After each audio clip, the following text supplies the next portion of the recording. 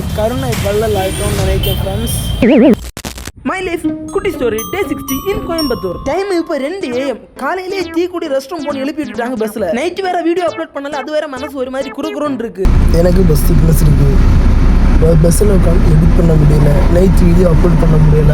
இதை யோசிச்சதுக்கு அப்புறம் நான் ஏன்டா எழுப்பி விட்ட அப்படின்னு ஆயிடுச்சு. காலையில பஸ் ஸ்டாப்புக்கு ரீச், அங்க இருந்து ரேப்பிடோ போட்டு ரூமுக்கு ரீச். கோயம்புத்தூர் வந்து நான் ஃபர்ஸ்ட் பார்த்தது ஜூலி. ஜூலி ரொம்ப டஸ்டா இருக்கா, மண்டே வாட்டர் வாஷ் கொடுக்க வேண்டியது. ஒரு வாரமா யூஸ் பண்ண எல்லா ட்ரெஸ்ஸையும் வாஷிங் மிஷின்ல போட்டாச்சு. ஜூலியை முடிஞ்ச அளவு தொடச்சு வச்சேன், ஆனாலும் டஸ்ட் கிளியரா போகல. அந்த டைம்ல ஒரு பாட்டி வந்து கம்பெனி கொடுத்தாங்க. பாட்டி பெரிய அரசியல் புள்ளி போல. நான் எஸ் ஆயிட்டேன். மத்தியானமா எல்லா வேலையும் முடிச்சிட்டு சுமித் நானும் வெளியே போனோம். ஒரு கரும்பு ஜூஸ் குடிக்க 1 மணி நேரமா கடையை தேடி தான் ஒரு கடையை கண்டுபிடிச்சோம். கரும்பு ஜூஸை குடிச்சோம். அப்புறமா கொஞ்ச நேரம் அங்க இங்கன்னு சுத்திட்டு ஈவினிங்கா ஒரு கடையில போய் நல்ல சாப்பாடு சாப்பிட்டுட்டு ரேஸ் கோர்ஸ் போனோம். அங்க ஒருத்தன் பாரு டோமினிக் பையான்னு சொன்னா. நானும் அந்த பையா டோமினிக்கை நம்பி நின்னேன். கொஞ்ச நேரம் அங்க இருந்த சீசா எல்லாம் விளையாடிட்டே இருந்தேன். கைஸ், நாங்க கருணை வள்ளல் ஆயிட்டோம்னு நினைக்கிறேன் ஃப்ரெண்ட்ஸ்.